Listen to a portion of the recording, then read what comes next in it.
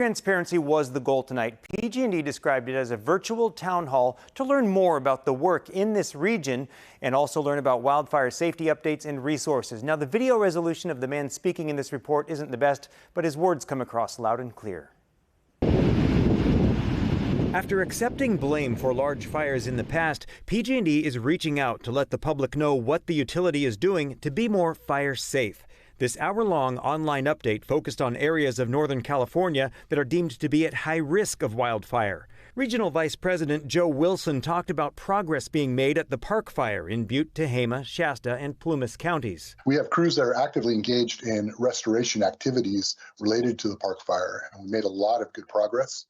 Over the course of the last 2.5 weeks, we've restored over 4,000 customers. The utility has team members on the ground in the fire zone protecting power infrastructure. They have been working ahead of the fire. They'll work closely with CAL FIRE to get a feeling for kind of where the fire might spread.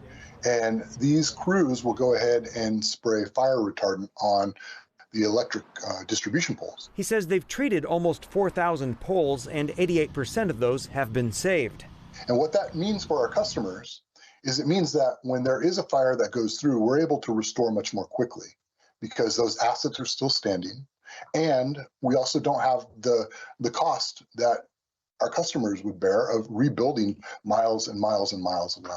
Wilson went on to talk about ways PG&E is working to reduce wildfire risk throughout the region. That includes the installation of more than 2,000 weather stations and high-definition cameras, also removing or trimming more than 1 million trees per year near power lines, plus the ongoing work of moving power lines underground. There are undergrounding projects currently happening in Fairfield, Forest Hill, Apple Hill, and Shasta. Wilson says the safety projects will eventually lead to lower energy costs.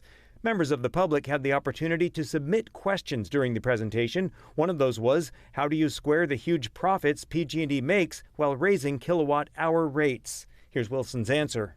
The vast majority of any profit that the company has made is being put back into making the system more safe and reliable.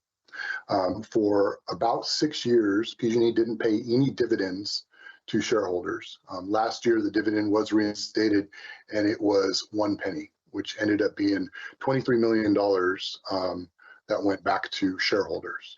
So the money that we are collecting from our customers is going into the system to make it safe and reliable. Wilson said PG&E is also modernizing power lines in high fire risk areas such that the power will automatically shut off within 1/10 of a second if a hazard is detected on those lines.